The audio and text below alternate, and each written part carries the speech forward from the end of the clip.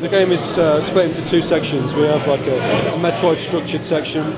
This is the beginning of the game where you see you're one of millions of clones that has been born for some mysterious purpose that you don't understand at first.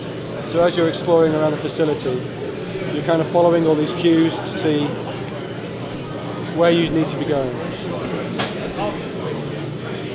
The game is a puzzle platformer with stealth elements, but we have a kind of a story behind the game, and it's what these clones are for and what they've been created for.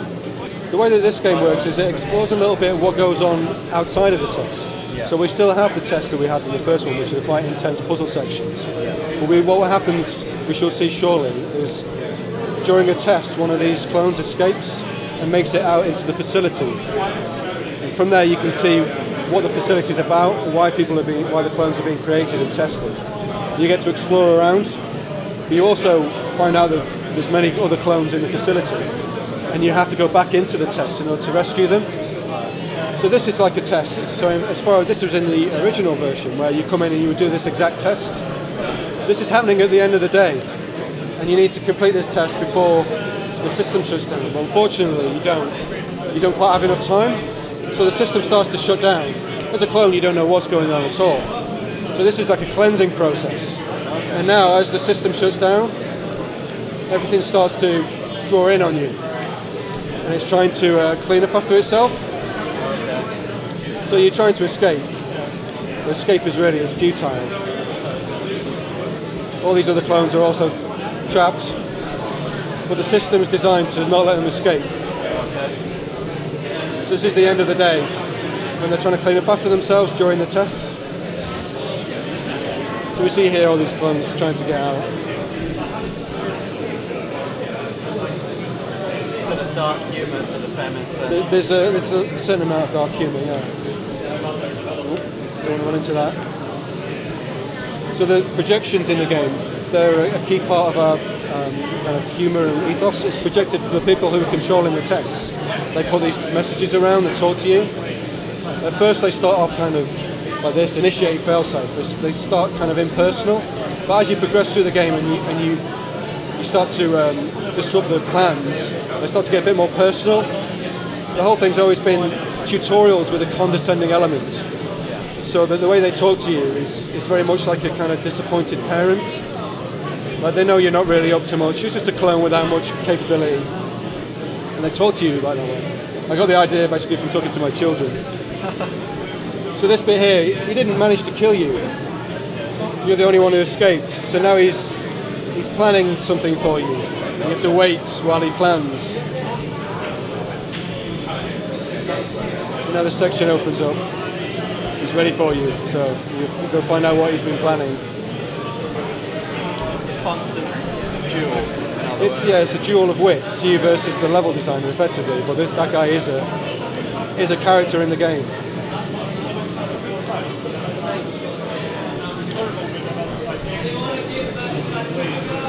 So it's all a trap. Unfortunately, this guy, he comes in, and before you get a chance to get squished, he saves you. Get out. So now you've exited the test and you've broken out into a place you shouldn't be. So now you've escaped into the facility and you get to see what this PTI Resolutions company is about. You get to see behind the scenes. This is their kind of corporate showroom. So now it's an exploration and you get to you're still just a clone out in the wild. You can't really do anything. This section's really about teaching you about the stealth elements of the game. Okay. So you learn about the vision cones. When your goggles are green, you can't be seen. And when you're red, you can. Okay. This is a very gentle way of teaching the player. They just can't get any further unless they manage to progress. So this is the guy who's found you again, now out in the facility. These are alarm bots, alarm dogs. When they spot you, they just trigger other alarms. At the moment, it's quite simple, so they just shut doors and you have to avoid them to get out. My goggles are green, so he can't see me, so I know I can jump up here. So all the way through the exploration area around the facility, you'll be talked to by the guy. He's trying to get you back inside the test Yeah. If he gets you back inside the test and kills you, then he gets his score, and he gets Employee of the Month, and he can go home for the night and watch his favourite TV show. So all he's trying to do is get you back to the test. So he tries to be nice to you. All he wants to do is murder you though. But as you go to certain parts of the facility, he can't follow you, so he can't see you now. This is like a maintenance area. We have this device here, which is a map device, which allows you to see what the maintenance people of the facility will see. So instead of just being a normal clone around the facility, when you get this device, it allows you to use some of their systems against them. All this sort of scene setting for Nintendo gamers that might not have played the original, is this maybe a sequel, but it's essentially its own thing, it's a separate game? That's right, the original game was just tests, and it was basically all tests, just access from a menu. Yeah. And there was a story that went along with it, but for the sequel what we wanted to do is still include those tests because we were very good at creating them, and that was definitely the kind of strength of the game. But we wanted to pull back to show a little bit more of what's going on in the facility and how how the story ties together. We had a real big twist at the end of the first game that for everyone who got there was a real eye-opener, and it made a lot of people laugh. It made a lot of sense of what's going on in the facility. Yeah. But because it was a hard game and not a lot of people got there, so what we're going to do now is we're going to bring that twist in earlier so that people understand a little bit more about what's going on. Okay. And it will make a lot more sense to people, and they'll get the humour of the game a little bit earlier. So the Metroid style structure really is context, and it's also allows us to drop the pace of the game. This is a lot more relaxed. There's a lot of ambient exploration going on. You're learning about the mechanics. So here you learn about this switch, how the switch works, how blocks work. This is something before that we would just do in the tests. So now we can do it outside. It's a lot slower paced. What we found in the original game was because the tests are really intense, they're very fast, and they're also a lot of quite intense puzzle solving. You die a lot, and you kind of have these very quick death loops. What we found was that people, they couldn't play it for too long, and so they put it down after an hour or so. Now we've got a much better pace. We have these sections where you can explore the game, and then these are the tests. The idea is to go into the tests to rescue the clones that are inside and bring them back out and rescue them from their experimentation. So now we're back in a test. The clock started, so this is against the clock. And now it's you versus the quality controller. He'll try and kill you, and you've got to try and defeat him. You have to follow the rules. He's a stickler for the rules. The rules are to get to the exit. You try to avoid giant spinning blades. So you'll die a lot in this game, but when you die, you get the checkpoint very quickly, so you don't lose hardly any progress.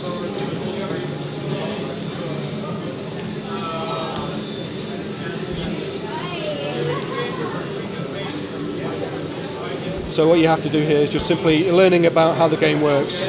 We often trick people, so this guy comes and saves you, but you can't always trust the game. Sometimes it will do things to you that seem a little bit unfair, but will always be your fault, and it will make you laugh. A lot of people, when they're playing the game, when they die a lot, but they blame themselves and they laugh about it, and they're very quickly put back to where they were before. So it's a balanced thing. We make the game difficult, but it needs to be not frustrating. So it's something that we learned a lot of puzzle design from Nintendo when we made the Fluidity and Hydroventure games. We learned how to structure puzzles very well, and so this has a lot of Nintendo heritage in it in terms of how we structure puzzles.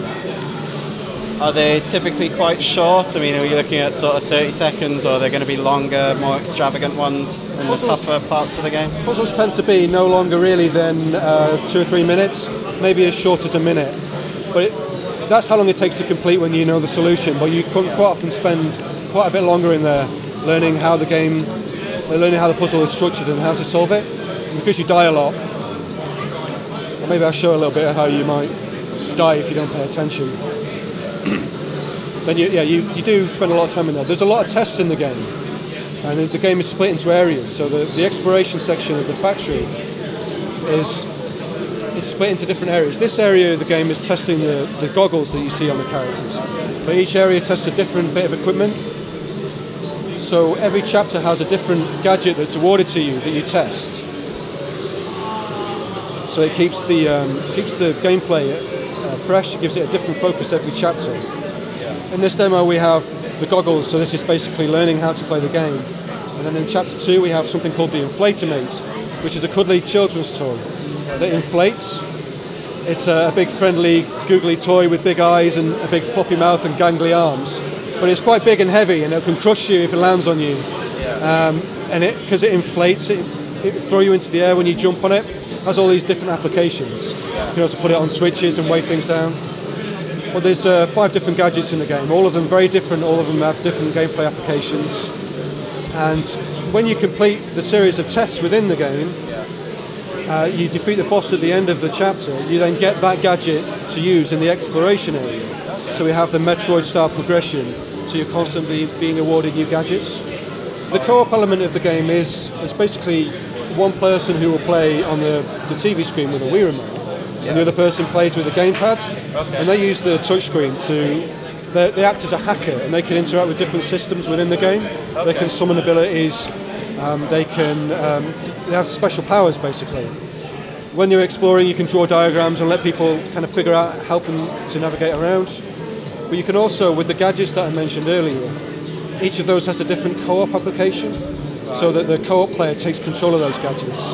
We have one gadget which allows you throw a device out and you press a button, and wherever you press a special button, it will create another clone. And that other clone in single player is controlled simultaneously with the single player clone. But in co-op mode, that's the co-op player controls that clone. So you can effectively do co-op at any point in the game by throwing a character down. But there are lots of different gadgets and they all have different applications. So the idea really is that you have to work in concert, you have to work together. So the whole game can be played with the gamepad with 2 people, as well as single player like this. And it's effectively just a different way to play the entire game. Every level has leaderboards, so at the end of every level you're ranked on how you performed, and there's a different leaderboard for whether you're playing co-op with someone on gamepad or whether you're playing single player. We also have a level editor that's in the game that you can build your own levels. You can upload them to a central server, and then everyone who owns the game, everyone will download those levels that are uploaded. So there's effectively an infinite amount of content that will always be being delivered to the Wii U. So we have a lot of features. Leaderboards will be online as well, I think. That's right, yeah, online leaderboards, online level sharing.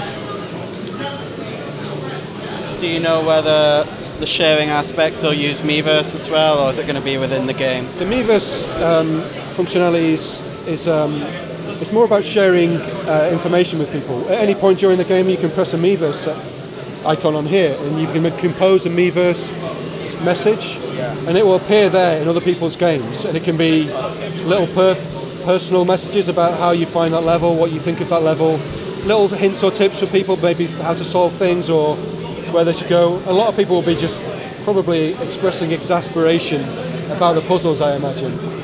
So you can drop those down at any point within the tests or on the outside, but also in the community levels where you download other people's maps. You can add your own reviews for all the maps that get uploaded, so people can see on the Miiverse what people think of the levels. It's a good way for people to add their own kind of comments. You know, this is a great level, this level works best like this, or if you play like that, or if you play in co-op mode. So we have a lot of features. This is Steam.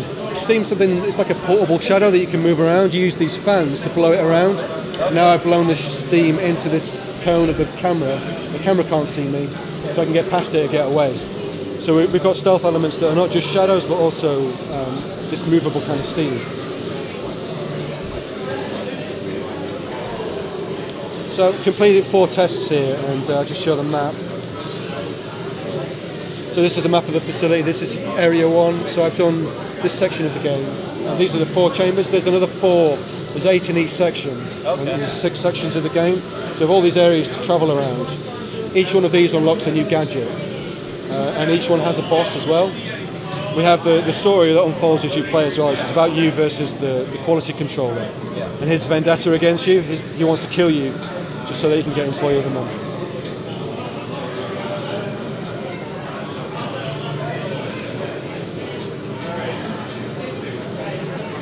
So actually this is his booth. He doesn't know you're here, but this is your enemy, this is your nemesis. You come past here at various points in the game. And each time you can kind of like get a little bit closer to him. and you use some of the gadgets to get into the chamber. And later on, you do obviously manage to get in there, but that's kind of part of the story that comes later. Yeah, that's why the turn. Yes, exactly. So there's a bit more downtime now. I can go in here and have a look around. You see there's some things that you can't do yet, there's areas you can't get to. You'll see them on your map. Okay. And as you come back later on, more gadgets will unlock new sections. There's things to collect around the environment.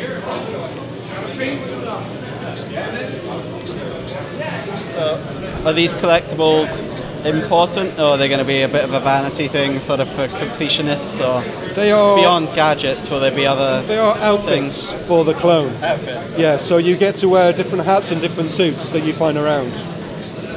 So anything you find in the exploration area you can wear, and we have a lot of ridiculous outfits, which make it quite fun to play. So here we've got we're still learning really, because it's only early in the game. You're learning how these things work, pushing against this. This is a movable block that you're learning about. As you push down here,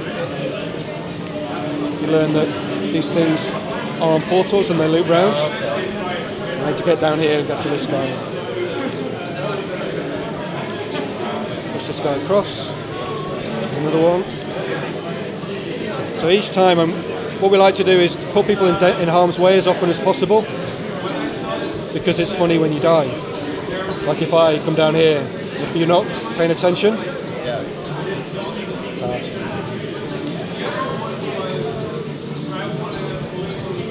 So do you expect this to be as difficult as the original by the end? Because that was pretty tough. Yeah, I think I was one of the quitters that never got to the end. So. It's understandable, but yeah, because the game it has these slower elements now. It allows us to teach people about the game without them having to be against the clock. So the ramp up in difficulty will be a lot slower and it'll be more gentle, but by the end it will be as difficult. But we feel that people will be more prepared by the time it gets there.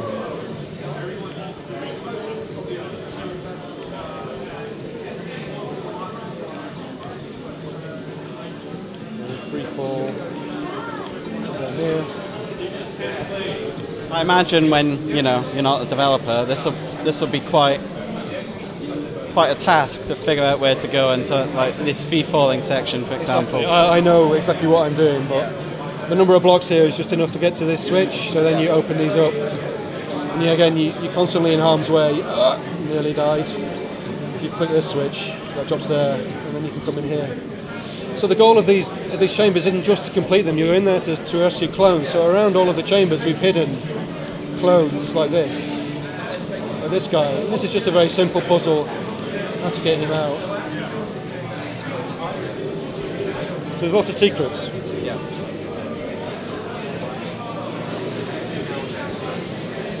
Okay. So that was test number 5. There's 8 in this chapter. Okay. There's 2 secret ones also to find around if you can find them in the 6th chapter. So there's a lot of gameplay in the game. Okay. Well, we've always been really close with Nintendo. As you know, we made Fluidity on Wii, Hydroventure as well, and Fluidity and Hydroventure Spin Cycle on 3DS. So we've got a relationship with Nintendo that goes back to first time we met them in 2008. We've been making games with them since then.